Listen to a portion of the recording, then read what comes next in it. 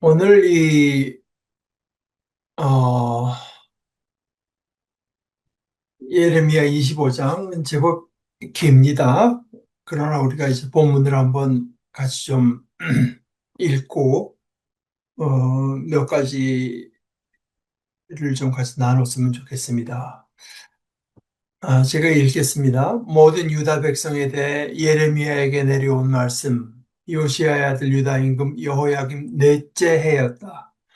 그 해는 바빌론 임금 네부갓네자르 첫째 해였다. 예레미야 예언자가 모든 유다 백성과 예루살렘에 사는 모든 사람에게 전해준 말씀이다.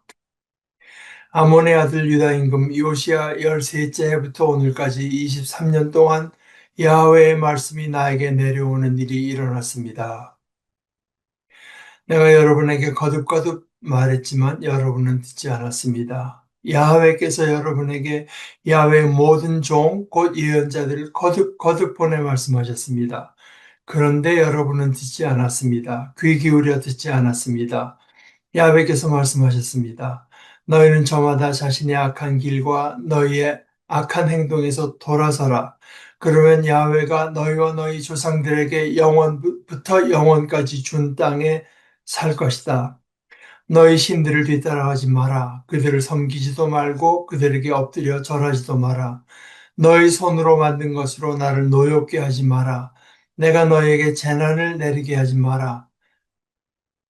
그러나 너희는 나의 말을 듣지 않았다. 야훼의 말씀입니다. 너희 손으로 만든 것으로 나를 노엽게 하여 너희에게 재난이 닥쳤다. 이러므로 전능하신 야훼께서 이렇게 말씀하셨습니다. 너희가 나의 말을 듣지 않았다. 그 때문에 보라, 내가 사람을 보내 북쪽의 부족들을 모두 데려오겠다. 야훼의 말씀입니다. 네부갓네자르도 데려오겠다. 그는 바빌론 임금이자 나의 종이다. 내가 그들을 데려와서 이 땅과 이 땅에 사는 사람들과 그 둘레에 있는 이 모든 민족을 쳐부수게 하겠다. 내가 그들을 완전히 없애버리겠다. 끔찍한 본보기와 비웃음거리로 만들겠다. 영원히 쑥대밭으로 만들겠다. 내가 그들한테서부터 즐거운 소리와 기쁜 소리를, 신랑의 소리와 신부의 소리를 없애버리겠다. 맷돌 소리와 등불도 없애버리겠다. 이 땅 전체가 쑥대밭이 되고 끔찍한 곳이 될 것이다. 이 민족들이 70년 동안 바빌론 임금을 섬기게 될 것이다. 그러고서 70년이 다 차면 내가 바빌론 임금과 그 민족들을 벌하겠다. 야훼의 말씀입니다. 그들의 잘못 때문이다. 갈대아 사람들의 땅도 벌하겠다. 내가 그 땅을 영원한 황무지로 만들겠다.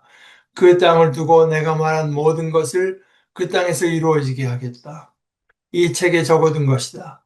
예레미야가 모든 민족을 두고 예언한 것이다. 바빌론 사람들조차 많은 민족과 큰 임금들이 종처럼 부려먹게 될 것이다. 내가 바빌론 사람들에게 갚아주겠다. 그들이 한 짓과 그 손으로 만들어낸 것에 걸맞게. 우선 거기까지 보시면 이게 이제 예레미야가 그동안 23년이라고 했지만 사실 이게 이 왕들의 치세를 계산해 보면 22년입니다. 627년에서부터 605년. 그러니까 이게 우리가 부활도 그렇잖아요. 사흘 만에 부활하셨다. 그러니까 돌아가신 날, 그 다음 안식일 지난 새벽. 그래서 이게 셋째 날이거든요. 여기서도 그런 식으로 이제 카운트한 것 같아요. 23회째. 그걸 이제 23년이라고, 해서, 마지막 23년은 이제 605년인데, 여호야킴 왕 4년째, 제위 4년째, 칼게미시에서 이제, 바빌로니아가 대승을 하던 해인데, 그때까지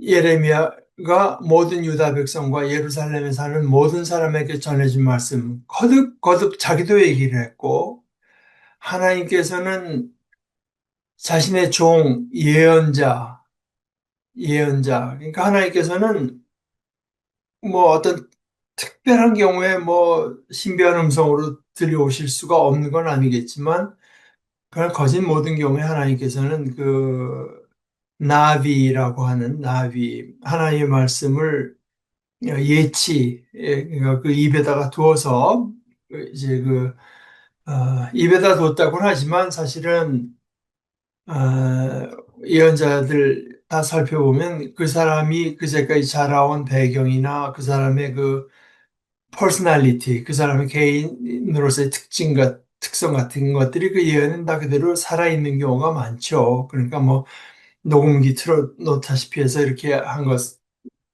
것보다는 그러나 그 어찌됐건 예언자들을 통해서 말씀하셨는데 거듭 보내 말씀하셨는데 여러분은 듣지 않았습니다. 이게 참 불행한 일 아닙니까? 22년에 하나님께서 공들여 그 일하신 일의 결론이 이겁니다. 하나님께서 말씀하셨고 여러분은 안 들었습니다. 이게 사실 그냥 문자로 이렇게 쓰여 있지만 얼마나 불행합니까? 안 들었습니다. 그런데 여기 이제 반발하는 사람이 많을 수 있죠. 안 들었다고 하는 게 뭐냐? 나는 뭐, 안식일마다 가서 그 제사장이 뭐 예언자들이 하는 말 열심히 들었는데, 할지 모르는데, 아, 여기서 이제, 그런데 여러분은 듣지 않았습니다. 귀 기울여 듣지 않았습니다.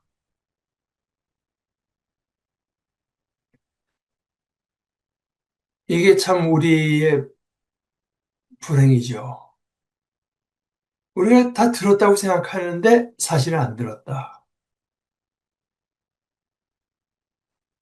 어,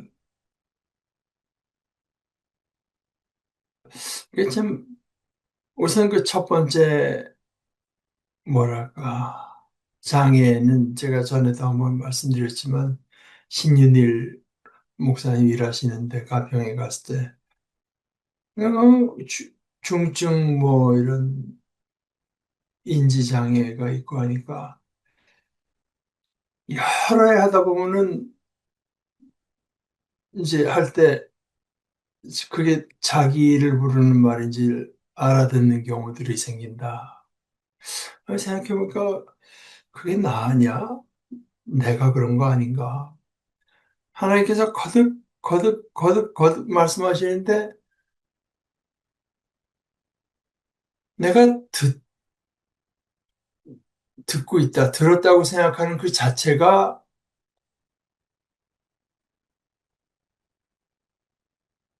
그러면 내가 들었으면 왜 나한테 거듭 말씀하시겠는가? 안 들었으니까 거듭 말씀하실 거 아닙니까?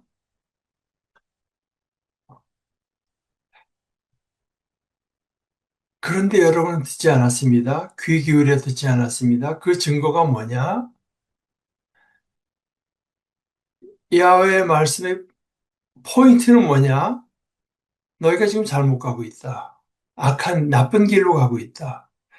그래서 저마다, 그러니까 하나의 큰 집단으로서, 공동체로서도 그렇지만 저마다, 각각 그 안에 있는 개인이 자신의 악한 길과 너의 악한 행동에서 돌아서라. 내가 원하는 건 돌아서라고 지금 뭐 하나의 그 좋은 말로 선하게 살아라 이런 얘기를 하는 게 아니라 너희가 지금 잘못된 길로 가고 있기 때문에 이제 하나님께서 거듭거듭 말씀하시는 것인데 그 잘못된 길을 가는 사람들의 특징은 뭐 장관이 하나의 말씀이라고 전하는 게 이런 뜻이겠 내가 어느 정도는 다 잘 지키고 있는 거겠거니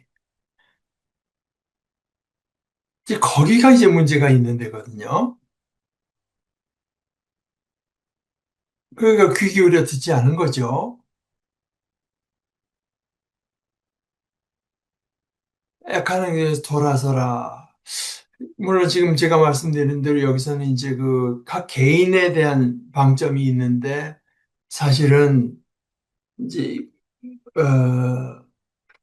한 공동체가 잘못 갈 때 개인이 혼자 거기서 각 개인은 잘 가고 있을 가능성이 얼마나 되겠습니까? 우리가 어떤 사회를 바로 세우고 정의로운 사회를 위해서 노력하는 것은 뭐 사회라고 하는 하나의 그 실체가 있어서 그걸 하나님께서 이제 기뻐하신다고 하는 그런 것보다도 사회가 우리 공동체 또는 국가 또는 뭐 크게 와서 전 세계적으로 풍조가 잘못될 때 첫째는 그 잘못된 풍조에 희생되는 사람들이 많기 때문이고 둘째는 꼭 그런 사람이 아니더라도 이제 그 잘못된 그 풍조의 영향을 다 거진 다 이제 벗어나기가 어렵기 때문이죠. 그것이 이제 신앙적인 우리 환경론자들 뭐 얘기처럼 어, 그 환경이라고 하는 것은 참 우리가 벗어나기 이제 힘든 거 아니겠습니까? 또 우리도 또 다른 이들에게 하나의 환경의 역할을 할 수 있고요. 돌아서라. 그러면 야훼가 너희와 너희 조상들에게 영원부터 영원까지 준 땅에 살 것이다. 이게 이제 아 이게 저는 특히 교회에서 자란 사람들이 정말 우리가 배운 바대로 다른 어떤 뭐 교회 가르침보다도 성경 말씀이 우선이라면은 이런 데야말로 성경 말씀을 가지고 우리가 여태까지 다 그냥 당연한 걸로 여겼던 것들이 과연 맞는 것이었는가를 아, examine 검토해 볼 필요가 생기는 데가 이런 데인데요. 저는 많은 경우에 이 반대로 배운 것 같아요. 반대로. 그래서 교회 열심히 나오고 신앙생활 하다 보면은 악한 길에서 점차 벗어나게 됩니다. 그런데 예수님의 말씀도 그렇고 바울사도의 편지도 그렇고 특히 그 배경을 이루는 구약 예언서 같은 내 말을 보면 그 순서가 아닌 것 같아요.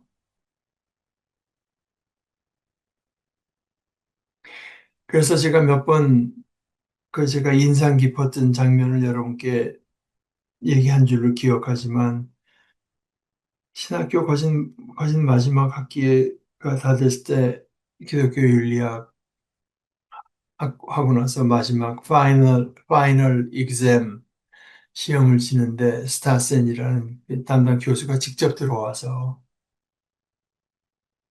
두 가지 아, 강의는 다 끝났지만 두 가지 자기가 여러분께 좀 다짐하고 싶은 게 있다. 하나는 우리가 윤리에 대해서 많이 말을 했지만 아, 하나님의 은혜로 이게 이루어진다고 하는 것을 아, 잊지 않았으면 좋겠다. 또 하나, 예수님은 신학보다는 윤리에 대해서 훨씬 더 많이 말씀을 하신 것을 기억했으면 좋겠다. 그렇잖아요? 예수님의 말씀 중에서 나를 믿으면 죽어서 천국 간다는 얘기가 뭐 있으면 몇 번이나 있습니까? 우리가 가는 길이 어떻고 우리의 행동이 어떤가? 그 예수님께서 뭐 우리에게 공연한 부담을 주시려고 한 것이겠습니까? 그것이 바로 우리가 영생을 취하는 길의 그 에센셜한 부분이기 때문에 그런 거겠죠. 악한 길과 악한 행동에서 돌아서면 야훼가 너희와 너희 조상들에게 영원부터 영원까지 준 땅에 살 것이다. 물론 하나님께서 주신 게 먼저입니다. 하나님께서 우리에게 땅을 주신 게 먼저예요. 근데 그것에 우리가 합당하게 살고 합당하게 행하는 때 이제 그걸 어, 온전히 누리게 되는 거죠. 하여간 그 성경의 순서는 거짓 모든 경우에 이렇습니다. 그리고 근데 영원부터 영원까지를 반드시 뭐 그야말로 이터니티 이렇게 이해하는 것보다는 뭐 그런 우리가 성경을 해석하고 나서 그렇게 받아들일 수는 있습니다. 그러나 그 성경 자체의 말씀에서 이제 특히 구약에서 영원이라는 개념은 사실은 그렇게 많지가 굉장히 오랜 기간 뭐늘 이제 이런 식으로 표현하는 경우가 많죠. 그러니까 하나님께서 우리에게 주신 것을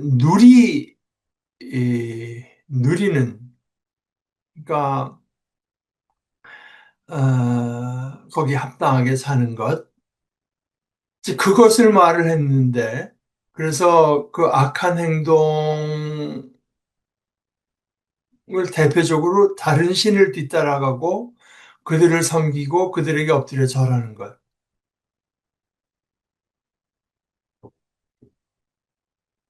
음, 이것이 이제 그 예언서 같은 경우에 우리가 아는 대로 바알 신이니 뭐 아세라니 몰록이니 뭐 이런 신을 섬기는 거 새겨놓은 우상을 새기는 섬기는 그런 것을 염두에 뒀을 수도 있지만 우리가 아는 대로 사실 신약 성경으로 와서는 거기에 대한 경고는 별로 없는 것 같은데 그러나 이것을 예수님께서는 하나님과 만몬 재물을 겸하여 섬기지 못한다. 그러니까 지금 생각해 보면 우리가 악한 길, 악한 행동이라고 한 게 사실 커진다. 커진다. 그 만몬을 섬기는 데서 나온 것이 커진다죠. 사실 뭐 자본주의 사회로 오면서는 오히려 더 노골적이 됐다고도 이제 볼 수 있지 않겠습니까? 아, 그런데 너희는 내 말을 듣지 않았다. 그러니까 그 하나의 말씀을 들었느냐, 진심으로 들었느냐, 귀 기울여 들었느냐, 사모하는 마음으로 들었느냐, 아니냐 하는 것이 행동에서 나타나는 거란 말입니다. 행동에서. 어, 너희가 나의 말을 듣지 않았다. 그렇기 때문에 구절 보라 내가 사람을 보내 북쪽의 부족들을 모두 데려오겠고 네부갓네사르도 데려오겠다. 여기가 이제 예레미야에서 처음으로 예, 그 하나님께서 유다를 벌하는데 이제 쓰는 그 세력의 이름이 네부갓네자르라고 이제 특정되는 예레미야서에서 처음으로 특정됩니다. 이게 참 충격적인 말이죠. 그는 바빌론 임금이자 나의 종이다. 그러니까 하나님께서 부리는 하나의 그 도구, 하나님의 그 네부칸네살이 뭐 하나님하고 인격적인 관계가 있어서 하나님의 뜻 말씀에 순종해서 유다를 쳤다고는 생각 안 하는데 그러나 이제 하나님께서는 그런 식으로라도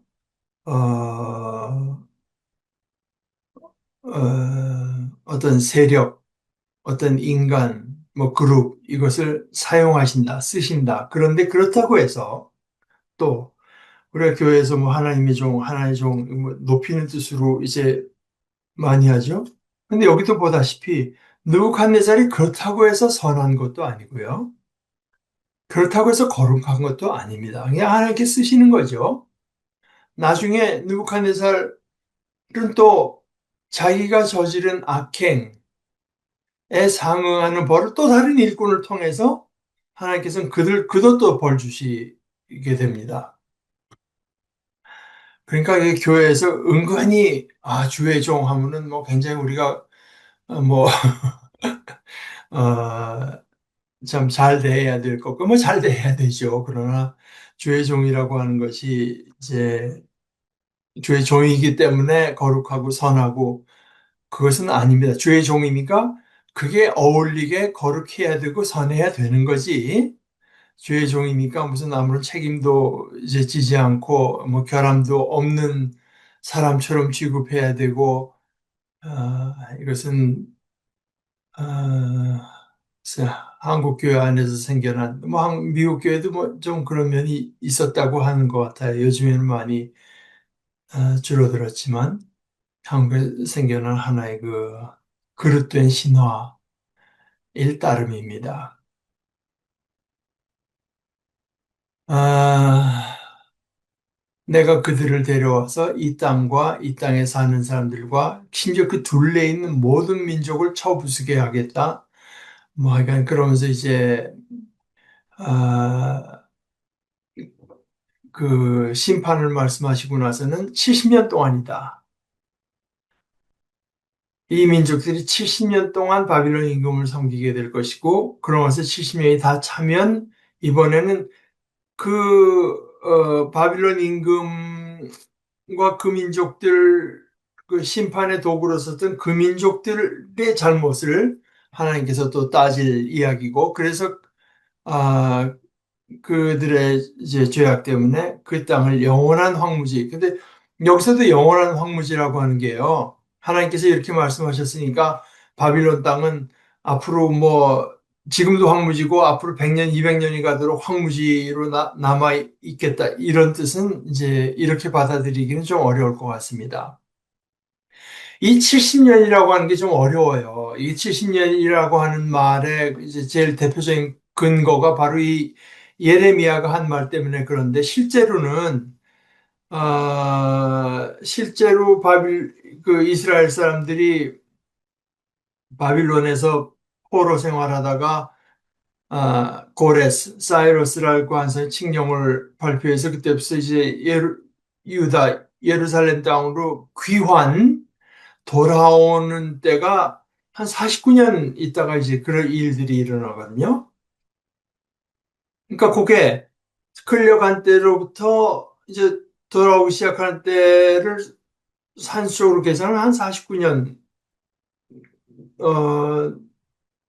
되는 것 같아요.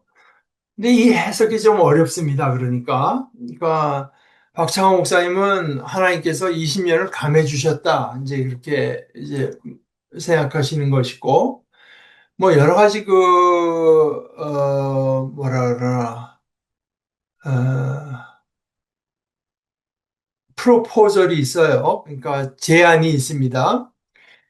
이게 이제 첫째는 어떤 사람은 605년에서부터 539년 이게 이제 고레스가 고레스가 바빌론을 물리친 해가 539년, 그러니까 539년에 돌아오는 거거든요. 그러니까 처음 시작을 605년서부터 잡다 뭐 그러는데 605년이 바로 이 갈게미스 그 전투에서 바빌론이 이집트를 이제 대파한 때고 이때가 이제 아까 처음에 제가 말씀드릴 때 627년에서부터 605년 바로 그 갈그미스 전투 그동안 22년 이제 예레미야가 사역했다고 하는 것 바로 그 605년에서부터 고레스가 칙령을 내려서 이스라엘이 이제 돌아오기 시작하는 때는 계산해보면 그것도 66년이라서 근데 이거는 뭐 성경에 이제 되게 이렇게 아래 위로 내리고 갖고 70년이라고 말할 수 있을 것 같아요. 그렇게 계산하면 또는 스가랴 1장 12절에 보면은 이 성전이 무너지는 게 586년이거든요. 586년에 성전이 무너지고 다시 이제 귀환해서 스룹바벨과 이런 그 지도자의 어, 그, 그 지도력 밑에서 일단 성전이 두 번째 성전이 씁니다. 그게 이제 515년이에요. 그러니까 586에서 515. 그러니까 이것도 뭐 거진 한 70년 되죠. 그러니까 성전이 파괴되고 다시 재건될 때, 그 기간, 성전이 없은 기간이죠, 말하자면. 그게 한 71년, 뭐 70년, 이렇게 되고, 또 가능성은, 70년이라고 하는 거는 보통 인간이 그때 이제 한 70년 산다. 그 시편 90편 그 모세 기도가 그런 거죠. 시편 70편의 모세가 이제 어, 이렇게 말했습니다.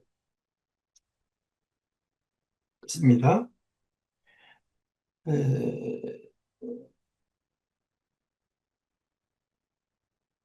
우리가 그렇게 살아가는 기간이 70년이고 그중에 힘이 좋으면 80년인데 그 대부분은 수고와 재난입니다. 급히 지나가서 우리가 날아가 버립니다. 그러니까 보통 인간이 그저 자기 천수를 다 누리고 산다 그러면 한 70년 정도로 봐서 거기서 70년이라는 숫자가 왔다고 생각하는 사람도 있고, 하나 더 이제 그 이건 하나의 그저 전통적이고 그 상징적인 수로서 70년 뭐 이렇게 되는 사람들인데 뭐 정확히 뭔지 모릅니다. 그러나 하여간 예레미야를 통해서는 70년 동안 바빌론 임금을 섬기게 될 거라고 했고 실제로 한 50년 됐을 때 이제 귀화는 시작됩니다. 15절서부터 다시 읽어보겠습니다. 야훼 이스라엘의 하나님이 나에게 이렇게 말씀하셨습니다.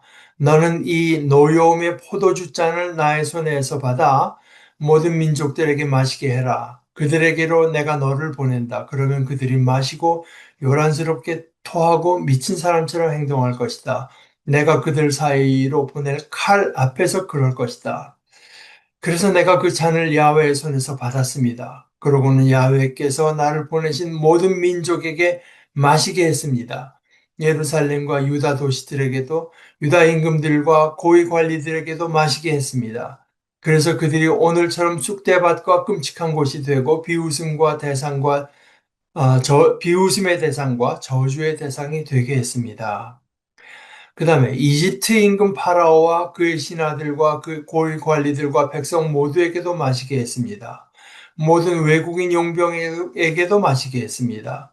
우스 땅의 모든 임금과 필리스티아 땅의 모든 임금에게도 마시게 했습니다. 아스글론과 가자도 마시게 했습니다. 에그론과 또 아스돗의 남은 사람들에게도 마시게 했습니다. 에돔과 모압과 암몬 사람들에게도 마시게 했습니다.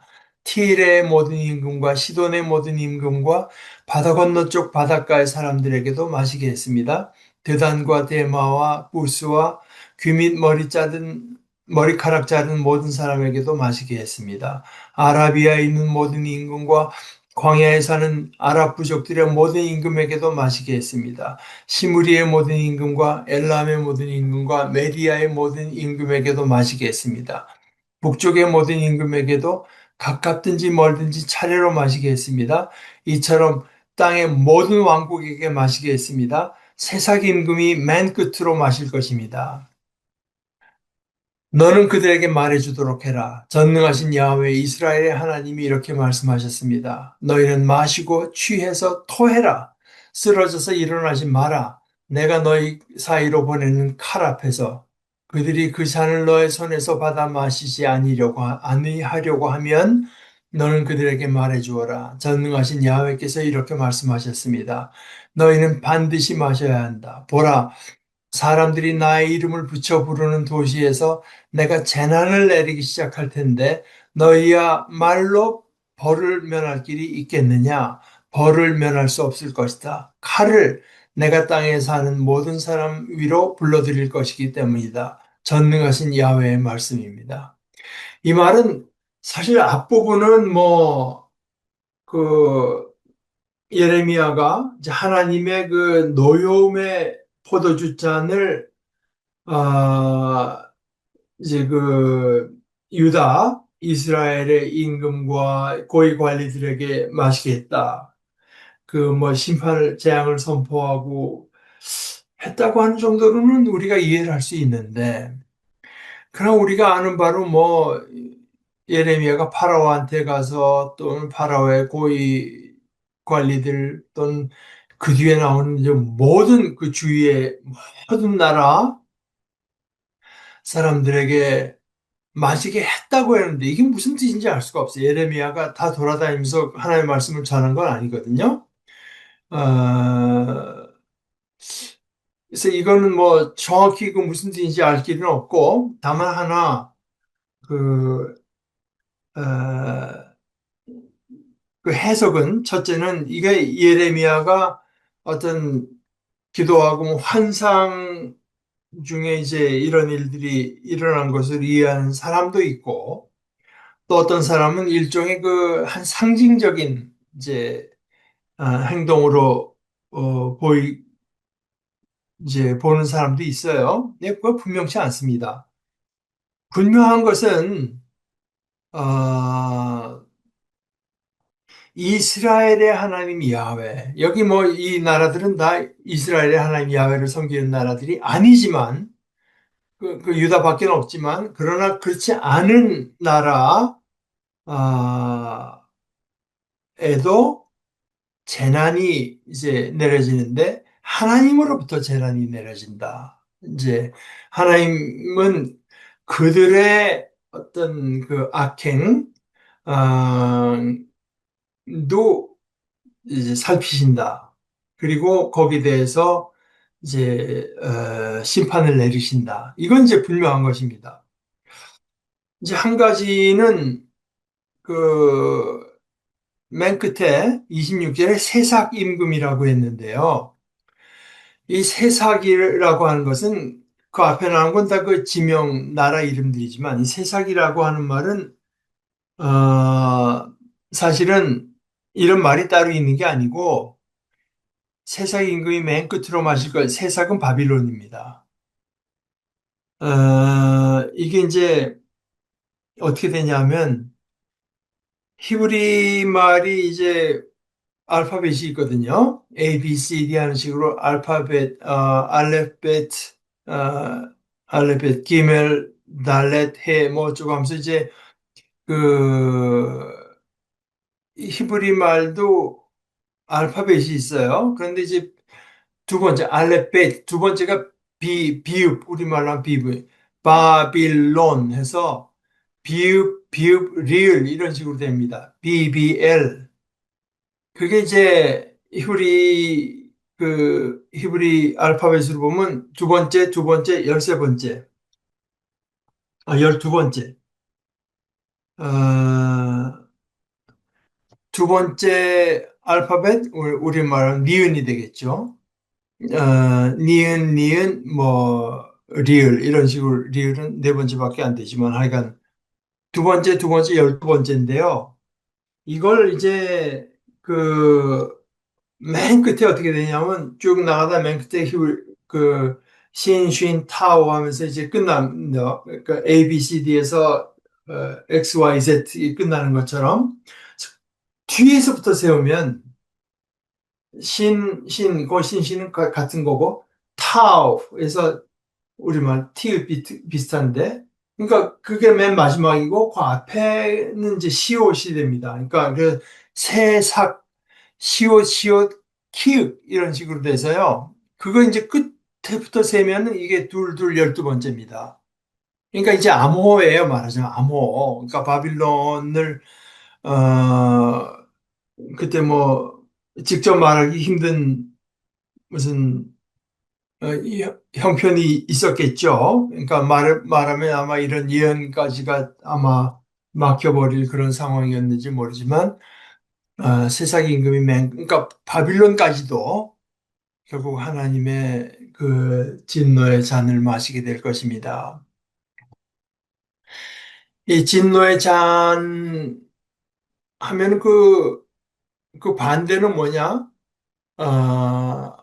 여러분 그 시편 23편 기억하십니까? 내 잔이 넘치나이다. 내자니까 하나님께서 주신 게 축복의 잔일 수도 있고, 이제 진노의 잔일 수도 있죠. 그것은 하나의 상징적인 것입니다. 그래서 하나의 말씀이 그들에게 말해줘라. 뭐 예레미야가 어떻게 그들에게 다 말할 수 있는지 모르겠지만, 그러나 하나님의 뜻은 여기서 나타나는 것은 유다, 이스라엘, 뭐 유다, 예루살렘 이것뿐만이 아니라 모든 그 인간사에 하나님께서는 이제 심판하신다. 아, 그런 거죠. 그 다음에 30절서부터 읽어보겠습니다. 내가 직접 그들에게 이 모든 말로 예언해 주어라. 그들에게 말해 주도록 하라. 야훼가 높은 데서 사자처럼 으르렁거리고 자신이 사는 거룩한 목장에서 목소리를 낼 것이다. 자신의 목장에서 사자처럼 크게 으르렁거릴 것이다. 포도 밟는 사람들처럼 기쁨의 노래를 땅에 사는 모든 사람들에게 불러줄 것이다. 시끄러운 소리가 땅 끝까지 들릴 것이다. 야훼가 민족들 가운데서 다투기 때문이다. 생명체는 무엇이든 심판할 것이기 때문이다. 악인들을 그들의 칼에 넘겨줄 것이다. 야훼의 말씀입니다. 전능하신 야훼께서 이렇게 말씀하셨습니다. 보라, 재난이 닥쳐서 한 민족에게서 다른 민족에게로 넘어갈 것이다. 엄청난 폭풍이 땅끝에서 일어날 것이다. 그래서 그날에 야훼한테 죽임을 당한 사람들이 땅끝에서 땅끝까지 널브러져 있을 것이다. 사람들이 그들을 두고 슬퍼하지 않을 것이다. 시체를 거두어 장례를 치르지도 못할 것이다. 시체는 땅 위에서 걸음처럼 될 것이다. 이건 참 무서운 어떤 그 심판의 이제 말씀인데, 근데 우리 인간은 그렇죠. 뭐 그럴 것 같지 않은데 이런 생각이 이제 어, 우선 드는 거 아니겠습니까? 근데 그 인간의 생각이 따름이고, 인간들이 그렇게 생각하는 제일 큰 뭐, 저도 그런데요. 제일 큰 그 이유나 근거 중에 하나는 다들 뭐 이 비슷하게 사는 거 아니야? 뭐 다들 그냥 24시간 하나님만 바라고 하나님의 말씀을 갖고 참 거룩하게 사는 나만 이상하게 살면은 내가 심판을 받겠구나 이런 생각을 하겠는데 대개 다 그렇게 사는 거 같고 아니 그중에 오히려 조금 더 나은 것 같은데 뭐 그러나 이제 하나님께서 하시는 말씀은 아, 하나님의 심판이 일어나지 않을 것처럼 보인다고 해도 반드시 일어난다.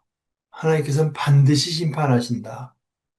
아, 그런 내용입니다. 사자처럼 모든 것을 다스리는 모든 것의 어떤 권위를 가진 사자처럼 큰 소리를 내서 거룩한 목장에서 장소에서 목소리를 내고 자신의 목장에서 사자처럼 크게 으르렁거릴 것이다. 이 메타포, 이 이미지, 이 하나님을 사자, 그 유다, 그러니까 예루살렘 12지파 중에 이제 유다가 거기에 이제 관련되어 있는데, 그러나 어찌됐건 하여간 사자, 아, 이걸 이제 그 영국 문필가 C.S. 루이스가 좋아해서 아이들을 위한 동화를 쓰면서도 그 사자로 하나님을 이제 묘사한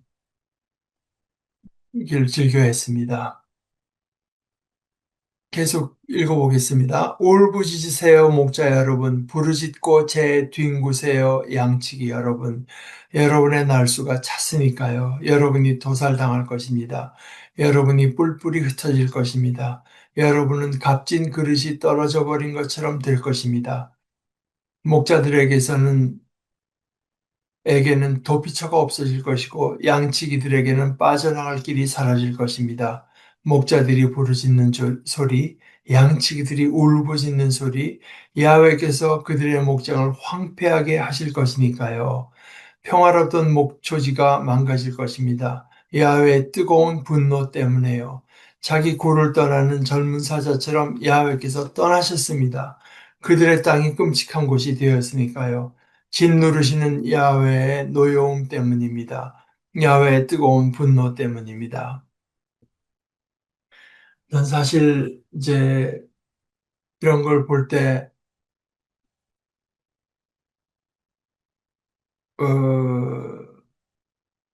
이제 이런 말씀 앞에 우리가 얼마나 두려움을 느끼는가 하는 것이 이제 굉장히 중요하다고 저는 생각합니다.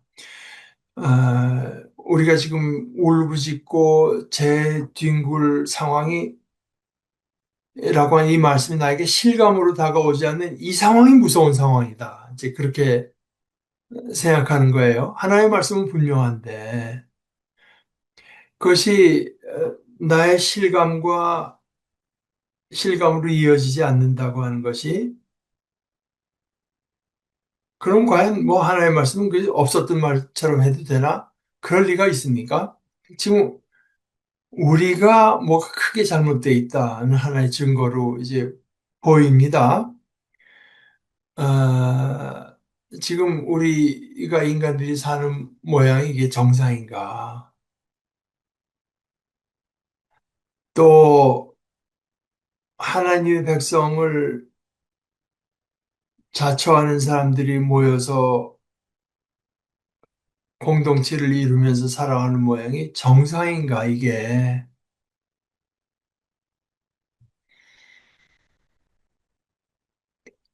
이게 이제 그것도 뭐 제가 말씀드렸을 제 말을 들은 분이 있을 거라고 생각을 하지만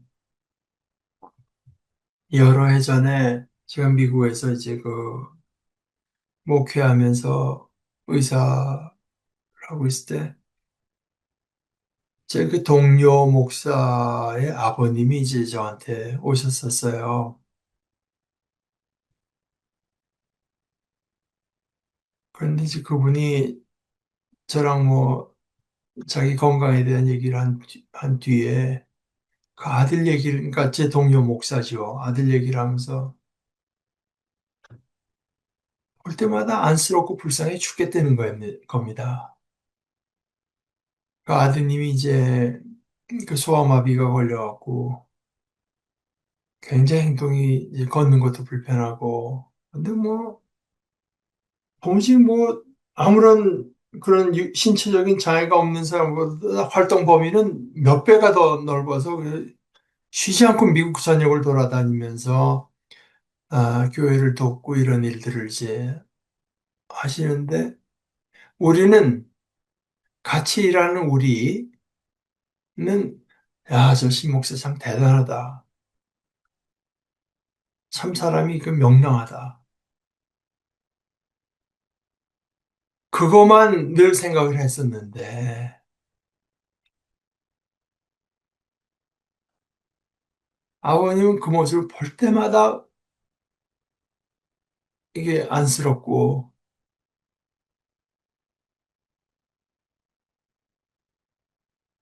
이게 이런 어떤 그 시각 차이, 그 보는 관점의 차이라고 하는 게요. 우리가 우리의 모습을 보는 것과 하나님께서 우리 보시는 우리의 모습이 이렇게 차이가 난다. 지금 우리가 살아가는 모습이 뭐 이런 예레미야의 이런 참 간절한 예언, 절실한 예언을 들어야 했던 그 당시의 상황보다 훨씬 나서 이것이 우리에게 해당이 안 되는 것인가? 저는 한번 봐도 그런 것 같지는 않습니다.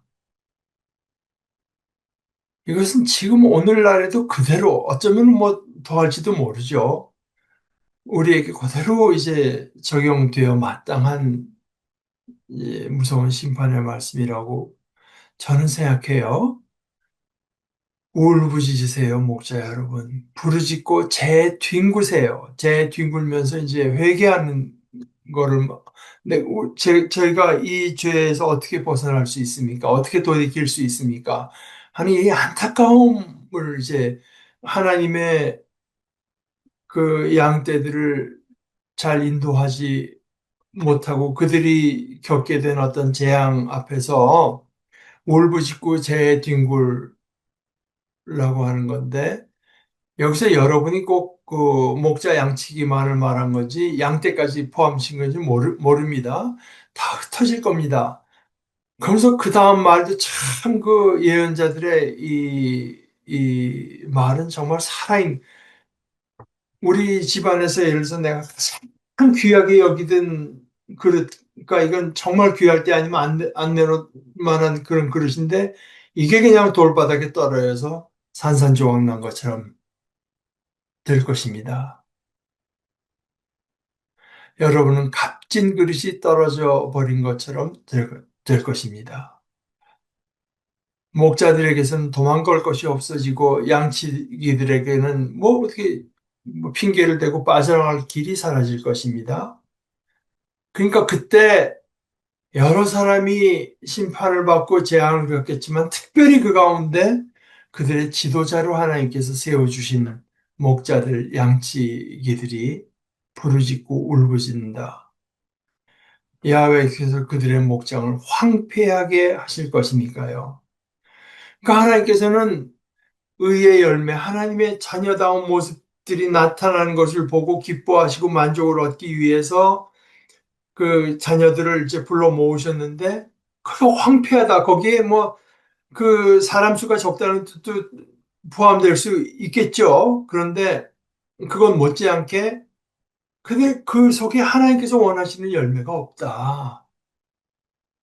황폐 다 시들시들하고 하나님의 말씀으로 이제 가득 차서 하나님의 말씀대로 행하고 하나님의 말씀을 믿고 하나님의 말씀을 귀히 여겨서 청종해서 나타나는 어떤 그 생명력, 윤택함, 이게 없다. 다들 그저 자기 어떻게 그냥 이 땅에서 그냥 더 편하고 이득을 누리면서 살 생각뿐이지 서로 서로를 위해서 자신을 내어주고 서로 서로의 사이에 하나님 그리스도께서 보여주신 모습을 이제 우리 사이에서 이렇게 만들어 가지는 그런 것이 보이지가 않을 때 이제 황폐한 거죠.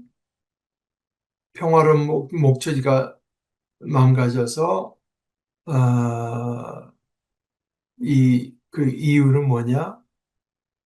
야훼께서 하나님께서 자기 구를 떠나는 젊은 사자처럼 야훼께서 떠나셨습니다.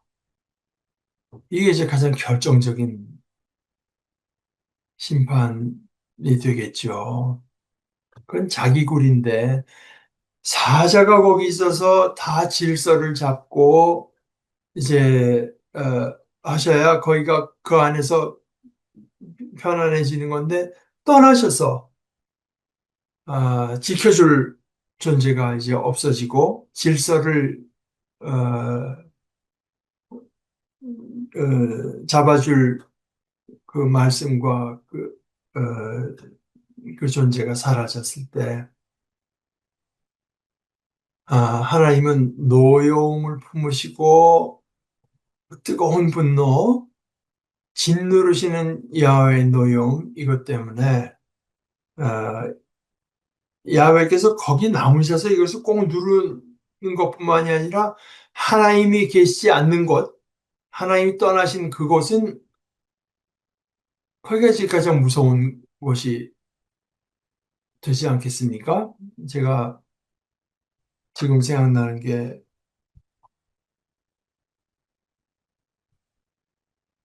1920년대인가? 그때 이제 한국교회가 중국에서 우리에게 선교사를 보내준 것에 우리가 감사해서 우리가 중국교회에 보답한다는 의미에서 선교사를 보냈습니다. 그때 이제 한국교회에 파송을 받고 중국으로 가셨던 목사님이 이제 방지일 목사님 몇 년 전에 이제 돌아가셨는데 103세인가로 돌아가셨어요. 그래서 그분이 그러니까 그때가 일제시대 아니겠습니까? 그러니까 방시 목사님 나중에 그러세요. 내가 일제시대에도 살아봤고 그런데 중국 공산당이 들어왔습니다. 그래서 처음에 장개석이 좀 잡는가 결국 쫓겨나고 중국 공산당이 이제 잡았죠. 그래서 자기는 그래도 이건 동족들이니까, 중국 동족들이니까 일제 때보다야 낫겠거니 그랬더니 훨씬 더하다. 그래서 그때 방진희 목사님이 기도는 해야 되겠는데 기도하는 모습을 이제 들킬 수가 없어가지고 그때 방진희 목사님이 중국에서 얘긴데 택한 방책 중에 하나가 그 공동묘지에 가신다면 공동묘지에 공동묘지에서 숙이고 있으면 이제 망자를 추모하는 것처럼 보여서 거기서 어떤 데는 가깝게서 울면서 기도하기도 하고 공동묘지가 제일 이제 안전한 데였다고 하세요. 그랬는데 그분 책에 그렇게 쓰셨어요. 내가 일제도 겪어봤고 중국 공산당도 겪어봤는데 가장 무서운 때는 언제냐? 무정부 상태. 무정부 상태. 그나마 공산당 정권이라도 있는 게 낫대요. 무정부 상태는 건 아무 법이 없으니까 옆집 사람이 와서 날 죽여도 뭐 어떻게 제지할 수가 없는 거죠. 완전 무정부 상태에서는. 그래서, 지나본, 그때는 이제 무정부 상태 기간은 짧았지만, 그때가 가장 무서운 상태였다. 사실 빛이 없으면 어둠이 따름인데, 야훼께서 떠난다고 하는 것은, 야훼께서 떠난다고 하는 것은 바로 그 무정부 상태 비슷한 캄캄한 속에 누가 무슨 짓을 해도 알 수가 없고, 인간의 이게 적나라한 이제 욕심, 뭐 포악성, 거짓, 이런 것만이 이제, 작동하는 그때. 그러니까 하나님께서 하나님의 말씀 거듭 말씀하시면 듣지 않을 때 하나님이 떠나신다. 아, 그런 얘기가 되겠습니다. 오늘 우리 그 정도 하시고, 혹시 뭐 여러분이 더 나누시고 싶은 말씀이 없으시면 우리 기도하고 마치십시다.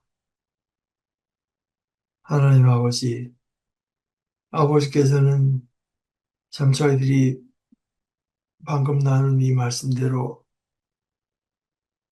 오히려 아버지께서 무슨 심판을 겪게 될 그런 처지인 것처럼 칼국하고 간절하고 절실한 심정으로 말하지만 오히려 그런 황폐함과 재앙을 겪게 될 우리는 저희들에게는 그런 갈급함과 그런 위기의 의식이 오히려 없습니다. 바로 이것이 아버지께서 저희들에게 돌아서라고 말씀하시는 바로 그 상황, 바로 그런 상태에 저희들이 있는 증거, 어, 일수 있겠습니다. 그러니 아버지, 저희를 불쌍히 여겨주셔서 저희들이 아버지의 말씀을 두려워하는 지혜로운 믿음의 자녀들 되게 하여 주시옵소서. 저희들 마음속에 거룩한 두려움이 있게 하시고 거룩한 갈급함이 있게 하시고 그래서 그 가운데 저희들에게 말씀을 주신 아버지께 감사하며 이 말씀을 사모하고 듣고 순종하는 그리하여 생명의 길로 또 저희들에게 주신 생명을 누리는 복된 길로 나아가는 아, 지혜로운 자녀들 되게 하여 주시옵소서. 예수님의 이름으로 기도합니다. 아멘.